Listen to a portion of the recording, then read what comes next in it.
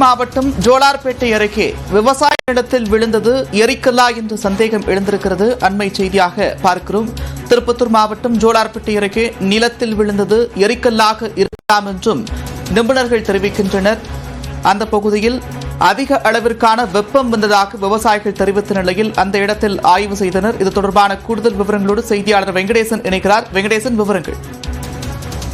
நந்தா, திருப்பத்தூர் மாவட்டம் ஜோலார்பேட்டை அருகே இருக்கக்கூடிய அச்சமங்கலம் ஊராட்சிக்குட்பட்ட சொட்டை கவுண்டர் வட்டம் பகுதியில் சேர்ந்தவர் ரவிக்குமார். இவருடைய சொந்தமான நிலத்தில் கடந்த 5 நாட்களுக்கு முன்பு திடீரென வானில் இருந்து அதிக சத்தத்துடன் நிலத்தில் விழுந்துள்ளது.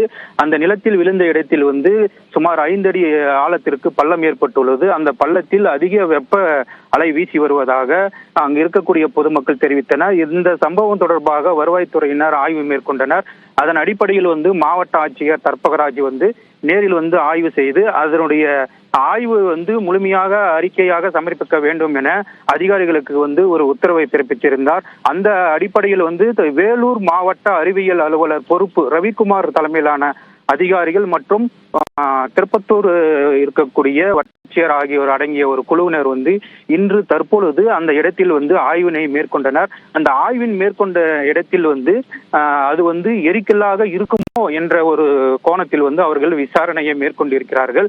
தற்பொழுது அந்த பள்ளத்தில் இருந்த மண் மற்றும் அந்த சாம்பல் பகுதிகளை ஆய்வுக்காக சேகரித்து தற்பொழுது எடுத்து சென்றிருக்கிறார்கள். அந்த ஆய்வினுடைய அறிக்கை வந்த பிறகே அது எரிக்கல்லா இல்லை வேற என்ன மர்ம பொருளா அல்லது அந்த இடத்தில் விழுந்தது வேற என்ன மாதிரியான ஒரு பொருள் என்பதை ஆய்வுக்கு பின்னரே தெரிய வரும் என்பதுதான் அந்த அதிகாரியுடைய தகவலாக இருக்கிறது. நந்தா, நன்றி வெங்கடேஷ், விரிவான விவரங்கள்.